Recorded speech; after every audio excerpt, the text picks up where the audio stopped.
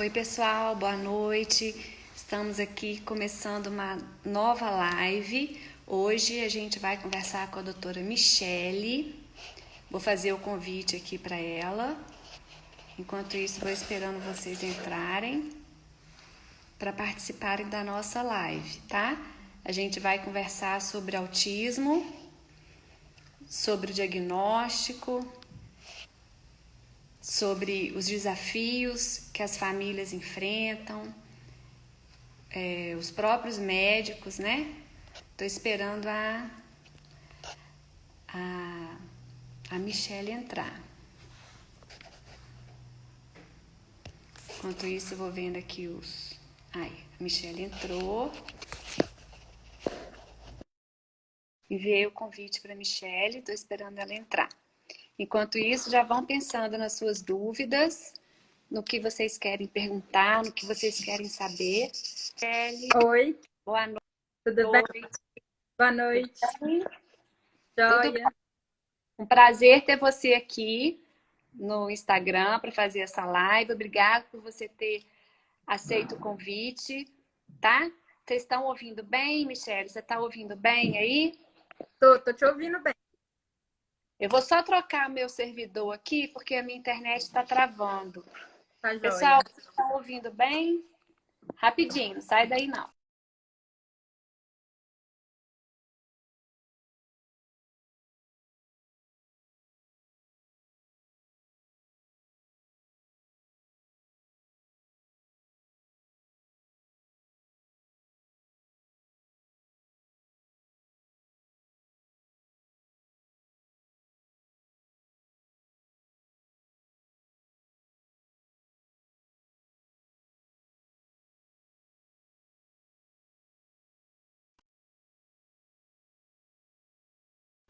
Aí, voltou.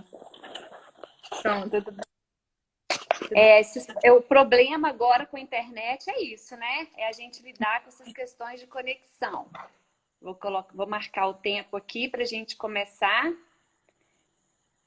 rapidinho. A gente tem 50 minutos de live, agora 45. Michele, então apresentando você para o pessoal, gente, a Michele, ela é uma médica super estudiosa, um currículo para quem formou, né, que não tem muito tempo ainda, a Michele formou em 2011 em medicina, e antes disso ela já havia formado em fisioterapia, ela é formada em fisioterapia, e assim, já está com um currículo extenso, muito estudiosa, muito, muito competente no que faz. E, Obrigada. e assim, quando eu pedi, eu falei, Michelle, eu preciso de um resuminho do seu currículo. Eu, assim, né? Eu falei, nossa, meu Deus. Eu tive que. O que tem aí é um resuminho mesmo, gente. Então, Michelle, eu pensei em começar já falando sobre o diagnóstico, enquanto as pessoas vão entrando. Tô vendo aqui bastante gente conhecida entrando. E aí, gente, vocês podem mandar as dúvidas, tá? Em relação ao diagnóstico do TEA, na sua opinião, o que mudou de 5 anos para cá? Que a gente começou a falar mais de autismo e ficar tão evidente. Boa noite a todos. Eu sou Michele, eu sou psiquiatra e estudo bastante psiquiatria infantil. Eu conheci a Amália através de uma amiga que é psiquiatra e por isso que a gente acabou nesse bate-papo. O que mudou no diagnóstico do autismo, desde a descoberta do autismo até hoje, muita coisa mudou. Lá em Opa. 1940 e poucos, quando foi descrito os primeiros casos de autismo, falava que uma psicose relacionada com a falta de afeto das mães. E depois, na década de 80, depois de vários estudos, principalmente de pais que ficavam insatisfeitos com essa questão da culpa ser deles, porque isso não é verdade, fizeram bastantes estudos e demonstrou-se que o autismo ele é uma síndrome com Michele, origem. Oi. Michele, tá falhando, tá picando o seu áudio para mim. Você tá me ouvindo bem? Tô te ouvindo bem. Você Ah, tá o me meu ouvindo? sinal, então, tá ruim aqui. Esse horário, toda hora tá pausando, sabe? E agora? Tá bom, Tenta falar agora, vamos ver como é que vai ser. tá. Qualquer coisa, gente, eu encerro essa live e convido a Michelle de novo, para a gente não perder o tempo que a gente tem disponível. É, Michelle, o pessoal, vocês diagnóstico, estão ouvindo bem? tá. Responde aqui pra gente se vocês estão nos ouvindo bem. Oi, oi, oi, oi.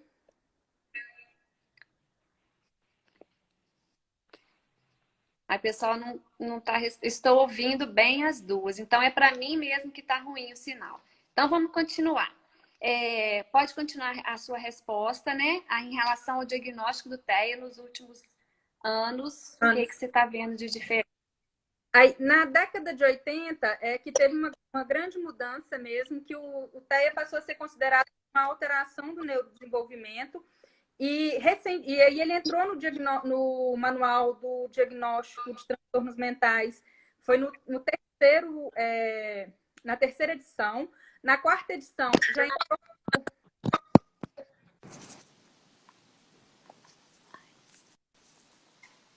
É o seu que está falhando. Tá falhando? Tá dando uns cortezinhos. Você quer reiniciar? Tá falhando. Eu vou fazer o seguinte: eu vou encerrar e vou te convidar de novo, tá? Aliás, espera um minutinho, vou trocar de servidor. Espera aí. Rapidinho.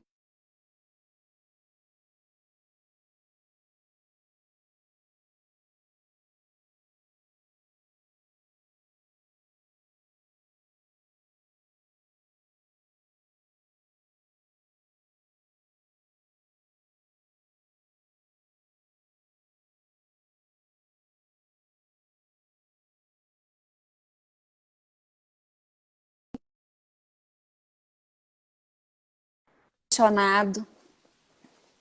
E aí? Uma pena. Ai, melhorou. Ai, que triste. Esse horário é triste, Michelle. Eu sei que é o horário que, né, você que está atuando, e aí é um horário melhor para você, mas para fazer live não é um bom horário. Mas vamos lá. Aí, só resumindo, Isso. do DSM-4 para cá, de 2013 para cá, o que mudou? Antes, o autismo ele era considerado autismo, síndrome de Asperger e transtorno global de desenvolvimento. Hoje em dia, tudo está dentro de um pacote. E a gente fala que está dentro do espectro do transtorno autista. E aí a gente vai classificar com níveis de gravidade. Do nível 1, que é o que precisa de menos suporte, ao nível 3, que precisa de maior suporte. Entendi. Uhum. Então, basicamente, o que mudou foi isso. Isso Tá. foi bom ou ruim? Foi bom porque crianças com pequenas necessidades, com nível de suporte pequeno, conseguiram entrar dentro do diagnóstico. E conseguiram ter o tratamento, o que não acontecia. Joia. O pessoal tá falando aqui que tá travando um pouquinho, um monte de gente conhecida. Oi, Carla. Oi, pessoal, Miriam. Realmente está travando e a internet não tá legal, mas eu vou tentar salvar essa live no YouTube. Ela vai ficar 24 horas salva aqui no Stories e eu vou tentar colocar no YouTube, para quem não conseguir assistir ela com tanta clareza por causa dessas falhas de internet, infelizmente. Em relação ainda ao diagnóstico, é possível hoje, atualmente, fazer o diagnóstico mais cedo, até os 2 anos ou antes dos 2 anos? A Sociedade Brasileira de Pediatria, ela prega que o diagnóstico seja feito antes dos 2 anos, porque quanto mais precoce, maior a chance que a gente tem de intervir e menos déficits a criança terá no futuro. Então, hoje em dia, a gente tem por lei, os pediatras têm por lei a obrigação de aplicar um teste de rastreio por volta dos 18 meses e reaplicá-lo por volta dos 2 anos de idade para a gente poder fazer esse rastreio. Mas independente do MChat, o instrumento mais importante que eu acho que todo mundo tem, que não precisa apenas do pediatra, mas o pediatra é essencial nesse papel, mas o instrumento que a mãe tem, que qualquer pessoa que tem interesse na criança tem, é a caderneta de saúde da criança. Eu até tenho uma aqui. Você consegue... E a gente não dá, consegue, dá pra ver. E a gente não dá muita importância para ela, pelo, assim, né? Ela fica, ela é um pouco, não é muito, né? Assim, a gente não dá o valor necessário, menosprezada. E na caderneta da criança tem uma parte que fala assim, ó, vigilância do desenvolvimento da criança. E aí, nessa parte, a mãe pode ler e pode a mãe mesmo. E essa caderneta é muito fácil quando você lê e aplica. A mãe mesmo pode avaliar se a criança está desenvolvendo dentro do que é esperado. Ela é bem completa. Depois eu fui dar uma olhada e ela realmente é bem completa. E nela tem falando sobre o autismo. Nela, na parte de vigilância do desenvolvimento, tem a avaliação para orientação da tomada de decisão, quando que a mãe deve achar que ela deve procurar o pediatra para falar que minha criança não está desenvolvendo dentro do esperado. E tem uma parte aqui que fala de autismo. Olha bem, interessante. Então, é um documento nosso, produzido com apoio da Sociedade Brasileira de Pediatria, está disponível de graça. Todo mundo tem que usar. Não precisa sair correndo atrás de médico, neuropediatra. E às vezes o pediatra não tem tanta experiência no atendimento de crianças no espectro, né? E, mas eu não fiz nenhum curso e tal. A própria caderneta pode auxiliá-lo também, né? Mas essa questão da formação do pediatra... Michele, rapidinho. A doutora Alessandra, você viu, ela falou que, infelizmente, atualmente, tiraram a parte do autismo. Poxa, não, que pena. A de 2018 tem. Tá no site do Ministério, que eu baixei. Tá. Ótimo. É porque ela tá falando da caderneta de saúde. Tá. Porque agora mudou. Agora é a caderneta de saúde do menino e da menina. Tá. Aí essa parte de desenvolvimento tem nessa aqui, ó. Do menino e da menina. Entendi. Não é a mesma daquela da vacinação, não. É diferente da vacinação. Tá. Ótimo. Entendi. E aí, Michele, a gente sabe que... Não, mas deixa eu só falar uma coisa. Tá, desculpa. Essa questão do pediatra, a Sociedade Brasileira de Pediatria está lutando muito para aumentar o tempo da residência da pediatria para colocar uma coisa que é extremamente importante, que chama pediatria do desenvolvimento. O pediatra, porque a residência hoje são só 2 anos, eles estão tentando para aumentar para 3. E os pediatras que eu conheço que se especializaram em pediatria do desenvolvimento foi depois da residência. E aí, esses são excelentes, eles sabem fazer diagnóstico, acompanham a criança numa boa. Então, assim, o problema não é o pediatra, o problema é a formação do pediatra. Que Entendi. Aí ele tem que buscar, às vezes, outros cursos específicos no autismo, por exemplo. A gente vê isso acontecer na síndrome de Down. É muito pobre o conhecimento oferecido na graduação de medicina em relação à síndrome de Down. Em todos os turnos. Né? Que envolve o desenvolvimento. Uma pena.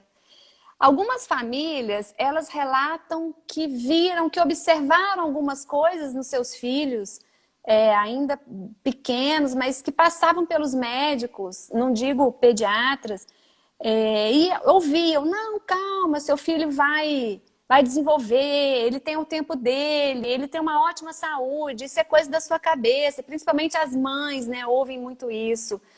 Não só de médico, às vezes dos próprios familiares, né? Que isso, tira isso da sua cabeça, né? Enfim. E aí perde-se um tempo precioso nessa busca e baseado nisso eu queria que você falasse sobre os diagnósticos tardios, né? Aquele adolescente que não se encontra, enfim, gera uma angústia, né? Para o próprio indivíduo que não se encontra em grupo, sofre às vezes o bullying. Como que você poderia falar disso pra gente? O que você poderia falar disso pra gente? O diagnóstico do autismo no Brasil, até mesmo na infância, ele ocorre por volta dos 6 anos de idade. Nossa, então, muito tarde. Muito tarde. Então, essa questão a criança tem o tempo dela, não se preocupa, isso não é verdade. A mãe está preocupada, corre atrás. Se um profissional mandou ela ficar acalmada, acalmar, mas o coração dela tá inquieto, o que eu falo é que a melhor advogada do meu paciente é a mãe. e ela tá incomodada, você tem que olhar. Você olha, vira o menino de cabeça para baixo, pra você ter certeza que não tem nada, que você não comeu moço, que não deixou passar alguma coisa. Mas o diagnóstico do autismo ocorre por volta dos 6 anos de idade, que eu acho assim terrível, o coração dói, porque você perde muita oportunidade. Sim.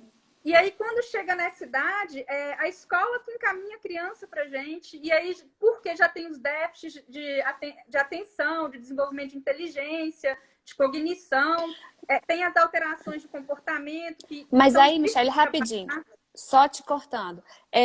Esses casos que as escolas encaminham, então, não são aqueles casos mais severos, porque por volta de 1 ano e pouco, onde se espera o desenvolvimento da fala, essa criança ainda não começou a falar, e aí esses casos mais tardios são para esses diagnósticos mais leves?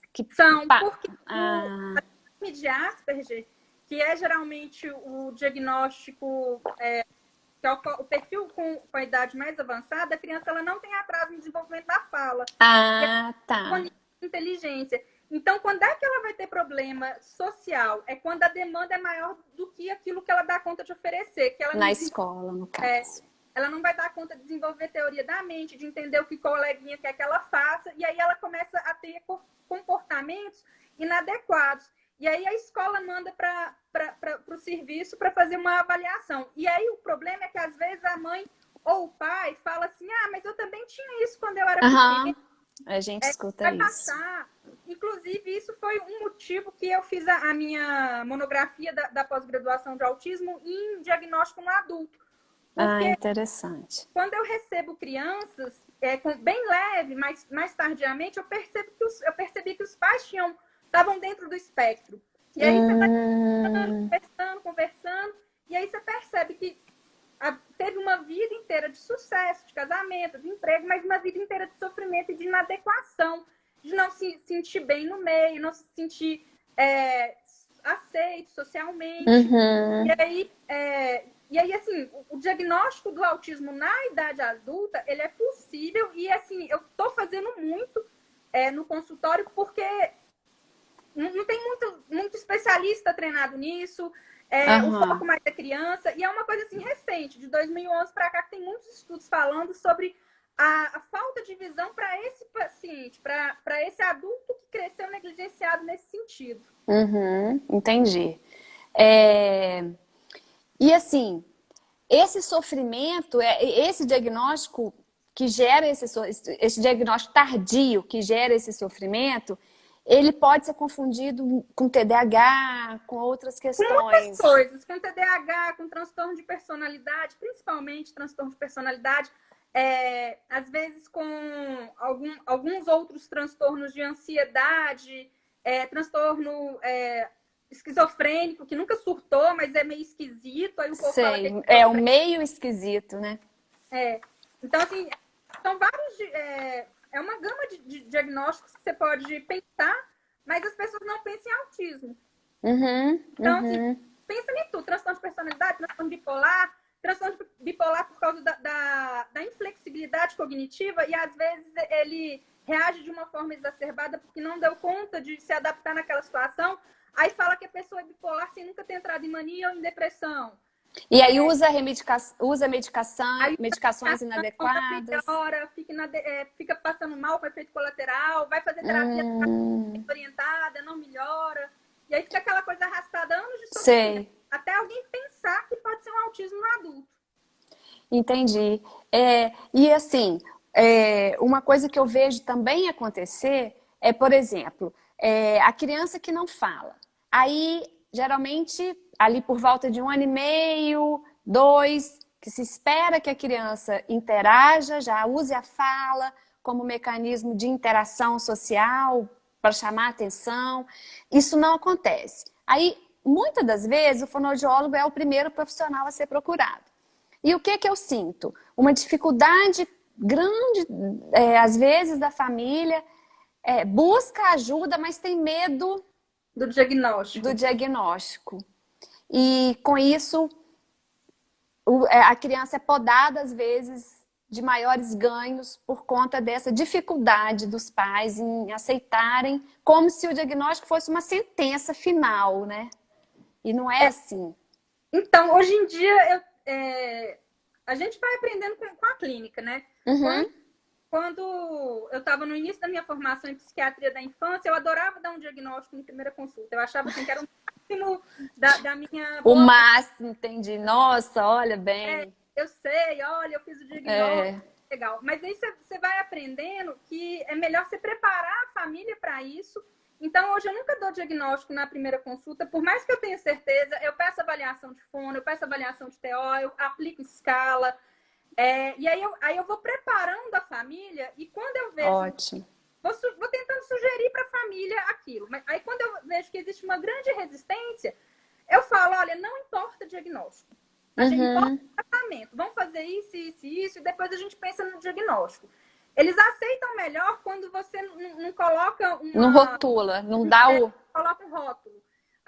E aí, o que é legal nesse tipo de conduta? É que a família vai vendo os ganhos, vai vendo que as Sim. terapias são importantes, e se para a terapia, percebe que tem perda daquele ganho, e aí, independente de diagnóstico ou não, eles entendem que o que é importante é a terapia. São as intervenções, e não o resto. Não é um rótulo. É como você vai lidar com essa criança no dia a dia. Porque a gente fala que existe a questão do luto, que a família sofre, como se... Né? E, na verdade, porque a gente só fica, às vezes, focado no que a criança não consegue, no que ela não vai fazer, né? E esquece de outras tantas habilidades que elas são capazes de fazerem, né, de desenvolverem até mais do que outras crianças sem dificuldades no seu desenvolvimento de dificuldades no neurodesenvolvimento. Eu tenho uma professora, a Malu, que é a organizadora da pós-graduação de autismo da UFMG, que ela fala que o tratamento do autismo, que a cola dos neurônios é o amor.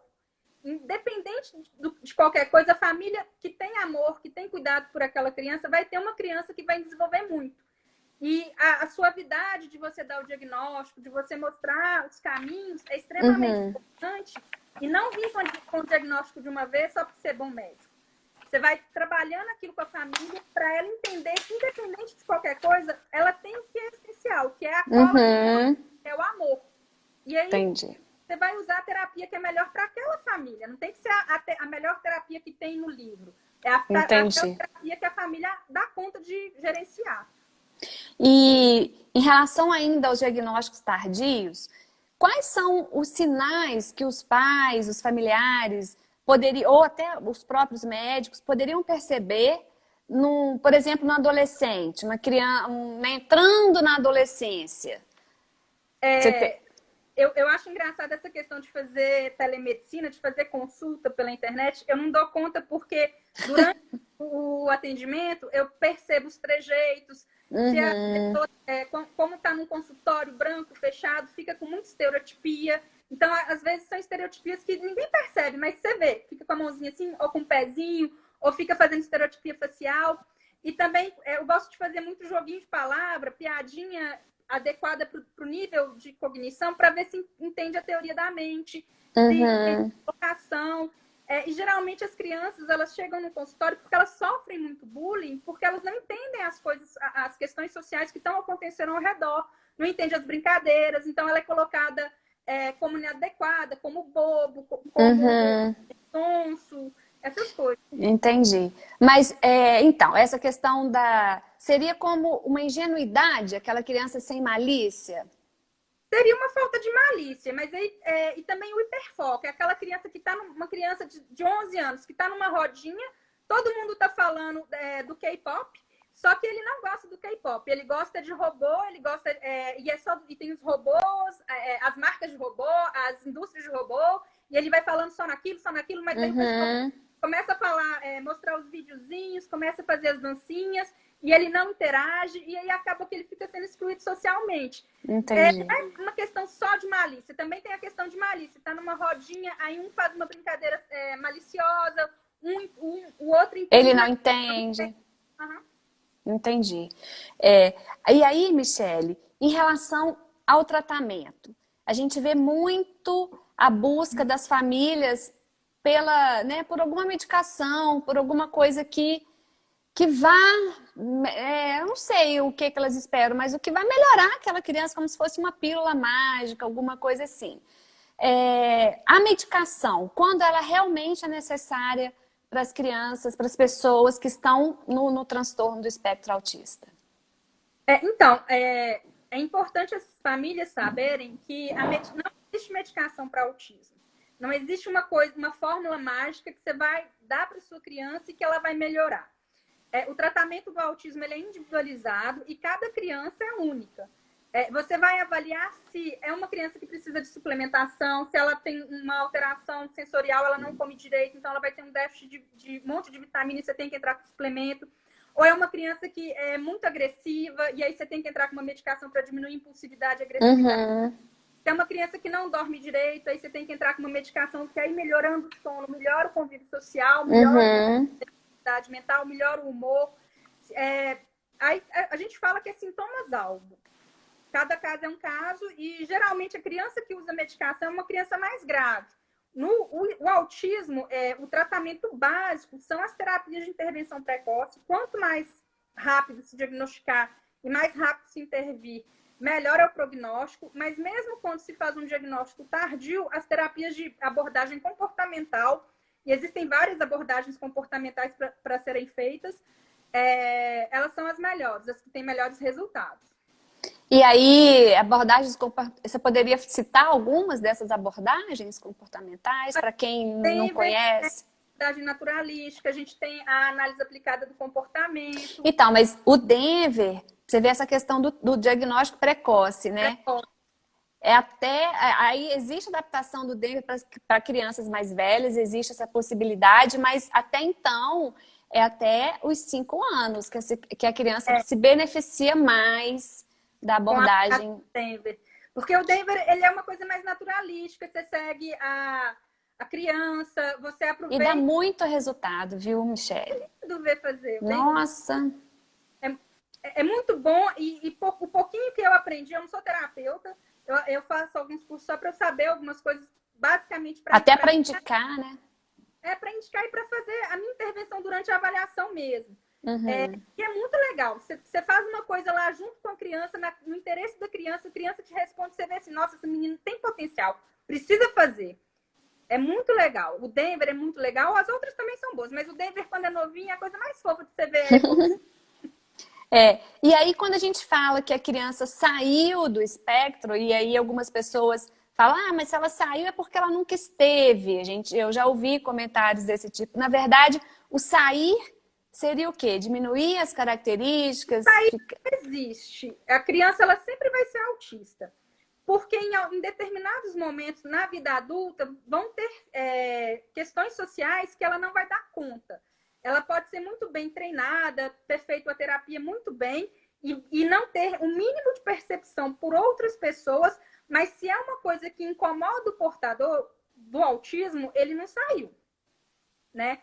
Ele vai diminuir as estereotipias, vai ficar com uma flexibilidade mental melhor, mas sair, não existe sair. Significa que você teve um bom resultado, fez um diagnóstico precoce, mas nas avaliações psicométricas de acompanhamento a longo prazo, sempre pontua a favor da manutenção.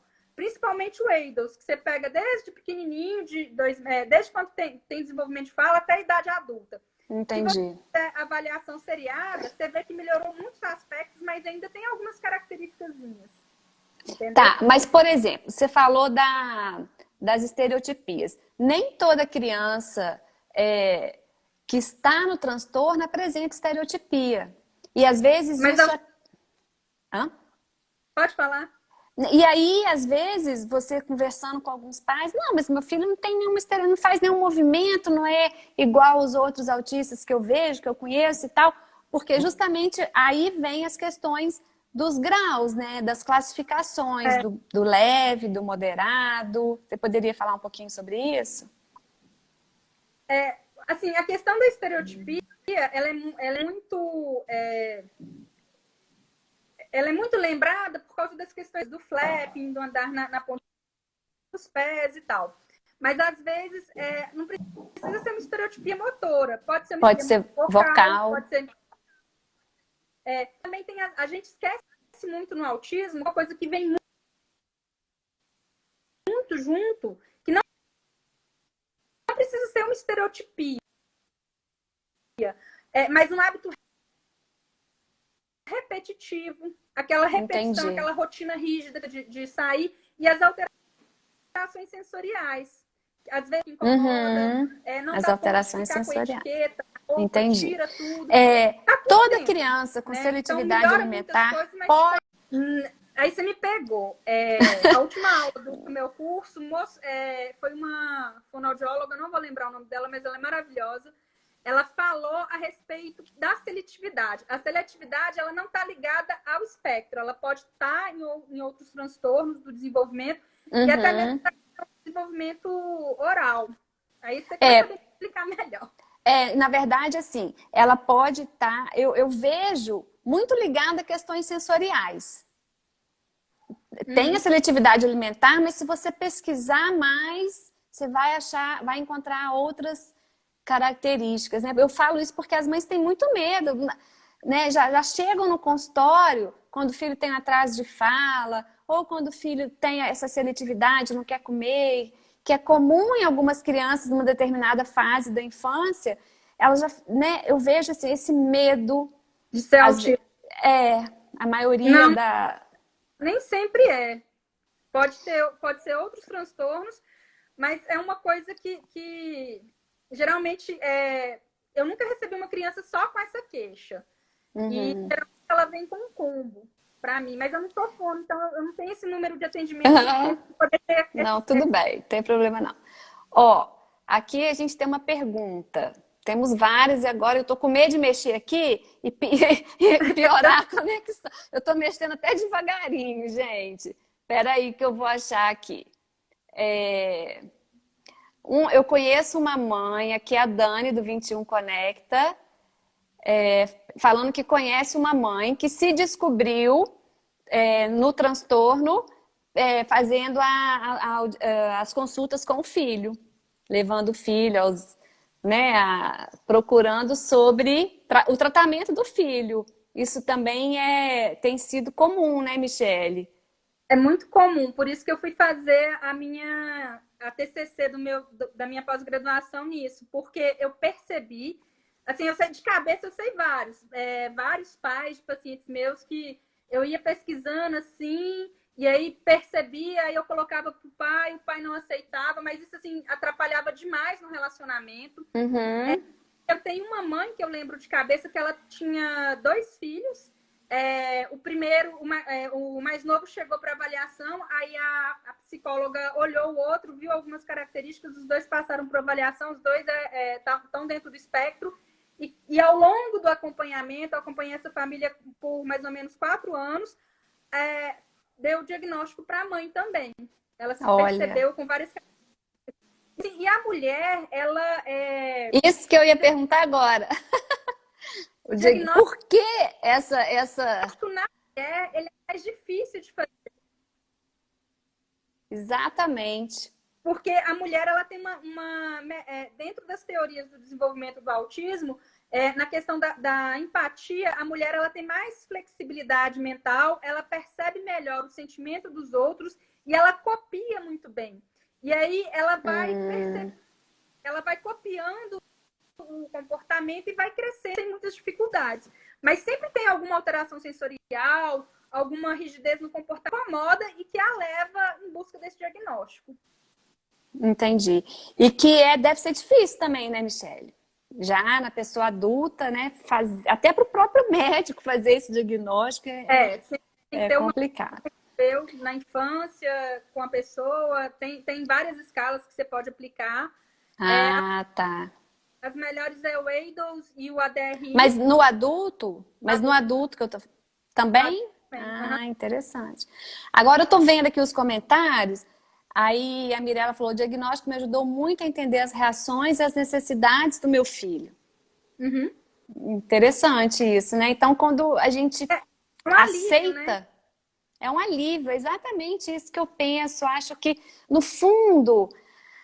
A mãe, a gente fala mais da mãe porque o que eu vejo é as mães estão mais à frente, né? As mães que vão mais às terapias, acompanham mais, na maioria das vezes. Não estou dizendo que só as mães não. Mas aí eu vejo que lá no fundo ela sabe, por mais que ela não queira aceitar, ela sabe lá no fundo que tem alguma coisa acontecendo de diferente no desenvolvimento do filho, né, Michele? Assim, caso de mãe que eu vejo que não percebeu mesmo, era primeiro filho, mãe muito nova, sem suporte familiar, porque se eu sou mãe com 17 anos, mas eu tenho a minha mãe que está lá, que me criou, que tem outros filhos, a família percebe e acaba buscando o tratamento. Assim, o diagnóstico... Mas quando não quer enxergar, não tem jeito, né? Mas às vezes não é nem a mãe que não quer enxergar. O que eu vejo é a família, porque a família não é só a mãe e o pai. A família é o combo. É a tia, o tio, a avó, o vô, dos dois lados.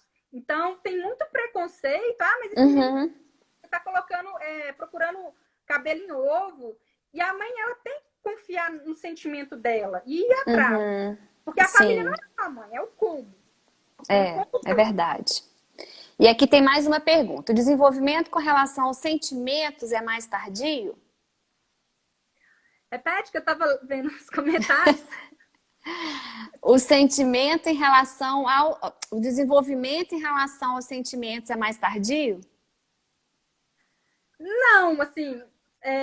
O sentimento, ele vem a partir da teoria da mente.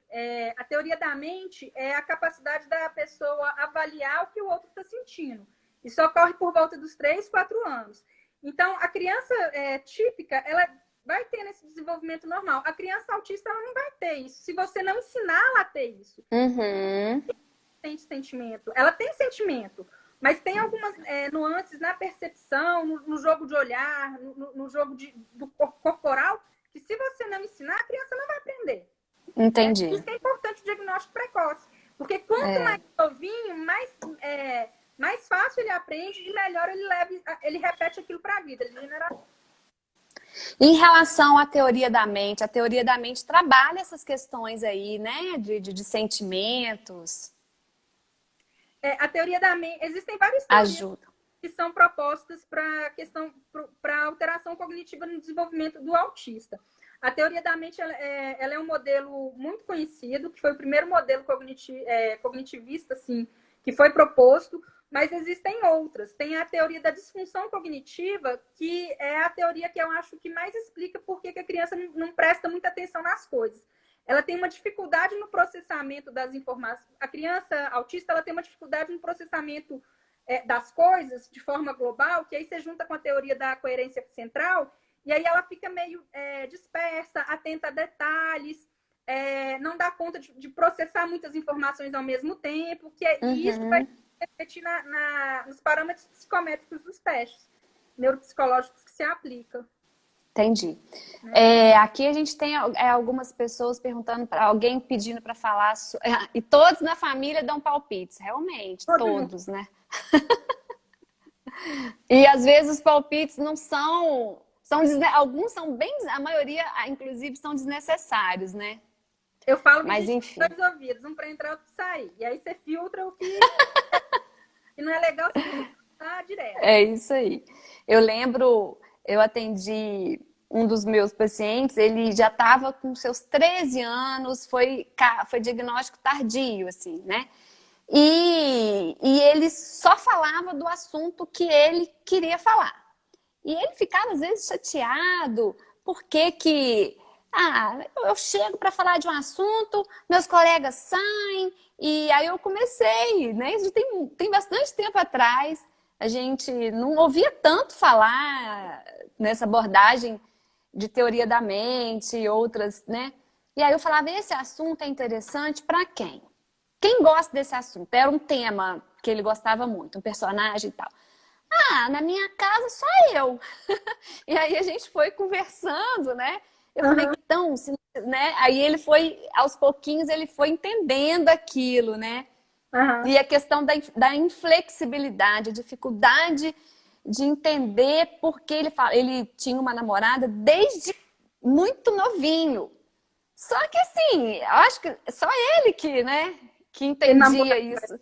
E ele já estava já com seus 13, 14 anos, e ele não entendia, mas por quê? Mas ela foi a minha escolhida, desde 5 anos, não sei o quê, né? Enfim, era difícil para ele entender, Michele, e essa questão, sabe, de... Isso sofre, né? Imagina, ele não entender por que que a menina não queria ser a namorada dele, ou por que que as pessoas riam quando ele falava isso.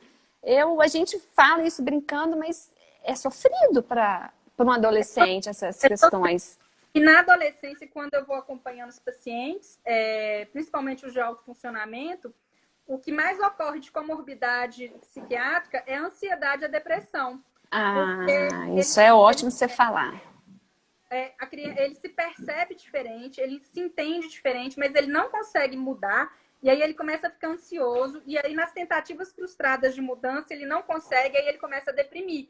E assim, pensa em suicídio mesmo, é uma coisa grave. A gente tem que atuar antes disso, principalmente com essas terapias de habilidade social, para ele funcionar melhor e não sofrer.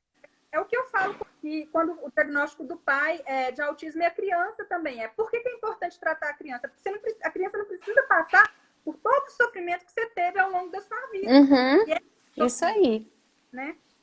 Exatamente. Mas mas eu consegui, né? Tipo assim, eu sobrevivi, mas a duras penas, né? E cada um reage de um jeito.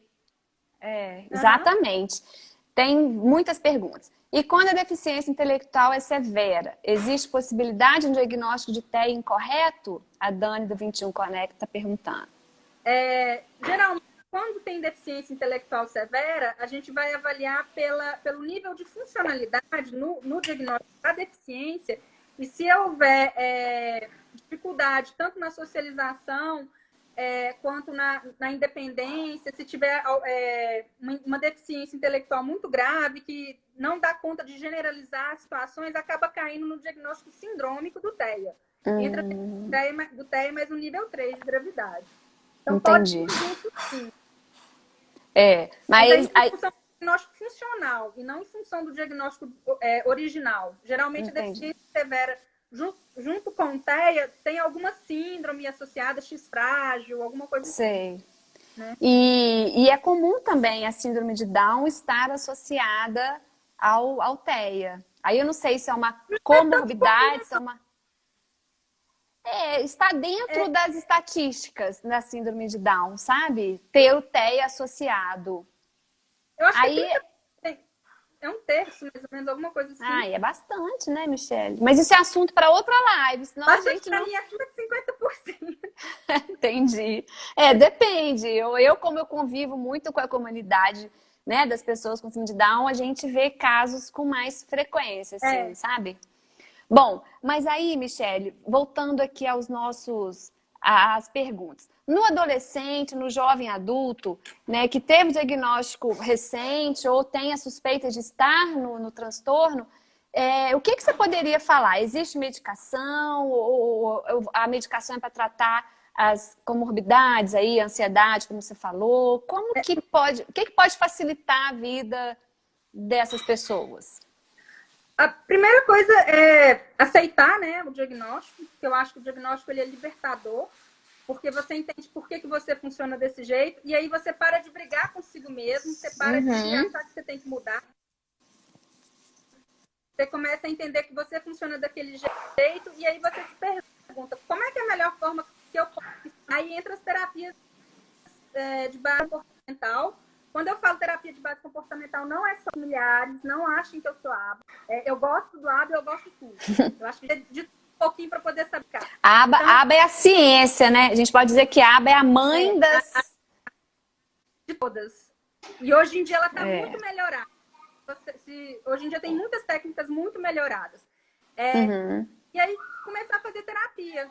Porque aí você começa a entender o funcionamento, aquilo que você não dá conta, começa a dar algumas coisas que você sabe que você não vai dar conta, que você vai estressar, que não vai mudar. Então, mas aí você começa a olhar também nas potencialidades, começa a focar naquilo que você tem que fazer, naquilo que você se destaca. E aí é a questão do sintoma-alvo, inclusive na idade adulta e adolescente. Se tem uma ansiedade associada, um TDAH associado, alguma coisa associada, você medica, porque aí diminui o nível de ansiedade, tira da depressão e dá uma melhorada no funcionamento. Entendi. Aí, as terapias, de forma geral, as terapias fazem o funcionamento melhorar. Tá. Existe um risco maior no uso de drogas? Ao uso de drogas? Psicotrópicos ou álcool? Assim, é uma questão, é o lado negro do autismo, né? As pessoas não gostam de falar. Essa questão do anjo azul, não sei o quê, não é bem assim, não. Se é um autista que ele não está trabalhado, ele não está trabalhado no sentido de ter a psicóloga, de ter a fono, de ter o suporte familiar, ele pode usar droga de forma repetitiva, ele pode fazer um monte de coisa que não é legal, que entra dentro de outro espectro, mas que pode acontecer mesmo, porque ele não tem uma boa base familiar, uma boa base educacional para orientar nessas questões. Tá. E tem a ver com... Eu queria que você falasse um pouquinho, a gente está faltando 7 minutos para o nosso término, do funcionamento do cérebro autista. É fake ou realmente existe essa questão do funcionamento do cérebro autista ser diferente? É diferente. Todo mundo é diferente. Sim, todo mundo é diferente, verdade. O TDAH funciona de um jeito, o do ansioso funciona de outro. Todo mundo tem um fenótipo cerebral aí. Único. Único. O autista, ele tem uma capacidade de se ater maior a detalhes, de fazer sistematização melhor. Eles, em testes de matemática e de física intuitiva, eles têm melhores resultados. E eles aprendem melhor quando você coloca rotinas, quando você coloca questões visuais. Tenta explicar uma coisa verbalmente, não vai entender muito. Coloca as figurinhas lá na rotina, para evitar alterações de comportamento com o inesperado, você antecipa as rotinas com as figurinhas, fica mais fácil de funcionar. O cérebro autista funciona de um jeito, o do TDAH funciona de outro. Sim. E funcionamento melhor, você sabe intervir melhor e evitar. Exatamente. Existe alguma coisa que poderia melhorar as conexões neurais, sem ser medicação? Amor, né? Porque com amor você estimula com afeto, você estimula com carinho. Adorei. E a gente fixa sempre, né? A Maria Luísa, que é a minha professora Malu, ela sempre fala, a melhor cola dos neurônios é o amor. Não existe outra. Isso é verdade. Porque você tem a motivação, se você ensina com amor, paciência e carinho, você vai ter a criança vai estar motivada, vai estar engajada, vai prestar atenção e vai fixar melhor aquele aprendizado. Fora o amor, a gente pode usar suplementação de ômega 3, pode usar um monte de outras coisas. Ótimo. Sou fã do ômega. Alimentação. De boa qualidade. O problema é que a gente pode conseguir ômega na alimentação, mas a criança autista ela é seletiva, então você tem que suplementar. Entendi. Ficou travado. Ah, meu Deus, essa internet, esse horário. O treinador Zander está aqui com a gente. Muita gente conhecida. Michele, tô adorando conversar com você. Não ficaria aqui hora. Não tá ouvindo? Então, peraí. Voltou? Na hora que voltar, não voltou? Ah, meu Deus. Peraí. Vou mudar de servidor. Voltou, Michele? Tá ouvindo?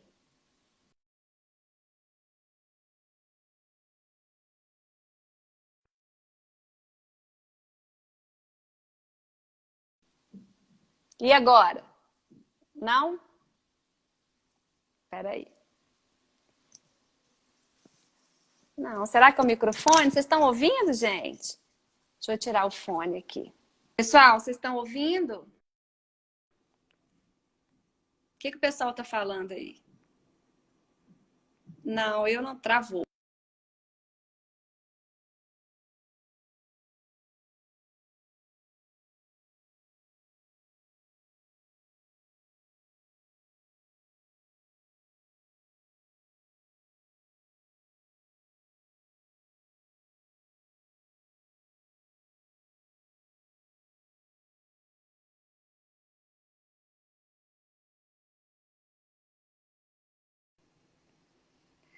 Michele, fala...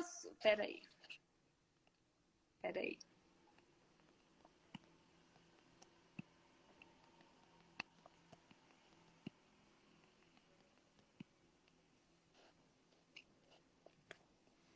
Michele, acho que é você que não está me ouvindo. Pode falar que o pessoal está te ouvindo. Gente, vocês estão ouvindo? Ô, Michele, o problema é no seu áudio. Peraí.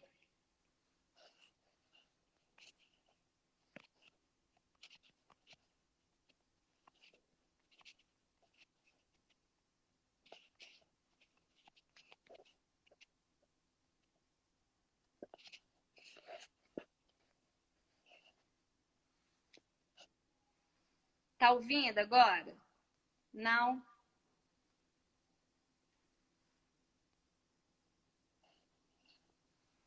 Peraí. Eu vou encerrar e vou chamar de novo, tá, gente?